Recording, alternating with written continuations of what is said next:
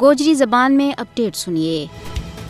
بھارت کے زیر تسلط جموں کشمیر میں غاصب بھارتی فوج کے ہاتھوں ظلم و جبر، قہر سامانی، ازدہ کی پامالی، انسانی حقوق کا محافظہ، صحافیاں، وکلاء، اساتذہ ور تشدد، اغوا اور قتل و غارت گری کو سلسلہ بدستور جاری ہے۔ بے گناہ کشمیری نوجوانہ جعلی مقابلہ میں قتل کرنا بھارتی فوج کی طرفوں کیو جان والا بدترین جرم ہے۔ کشمیر میں مودی حکومت کا بدترین اقدامات نسل کشی اور انسانیت کے خلاف جرائم نہ بین الاقوامی قوانین کے مطابق جنگی جرائم نال تعبیر کیو جا سکے۔ فسطائی مودی کی زیر قیادت ہندوستان نے 5 اگست 2019 تو بعد مقبوضہ ریاست جموں کشمیر میں اپنی ریاستی دہشت گردی میں مچ بادو کر دی تو ہے۔ بھارتی حکومت نے آرٹیکل 370 کی منسوخی تو بعد کشمیر نہ عملی طور پر ایک کھلی جیل میں تبدیل کر دی تو ہے۔ 5 اگست 2019 تو بعد بھارت نے کشمیری عوام کا تمام بنیادی حقوق اور آزادیاں نہ سلب کر لیو ہے۔ حالانکہ عالمی انسانی حقوق کی تنظیمہ نے کشمیر میں ہندوستانی جنگی جرائم نہ دستاویزی شکل دیتی ہے۔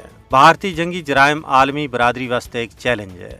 کشمیر میں انسانی حقوق کی بدترین خلاف ورزیاں ور بھارتی فوجیوں کے خلاف مقدموں چلائے جانا چاہیے۔ بھارتی مکار حکومت نہ نوشتہ دیوار پڑھ لینا چاہیے کہ کشمیری مر سکیں، مٹ سکیں، لیکن بھارت کے سامنے کسی بھی صورت میں جھک نہیں سکتا۔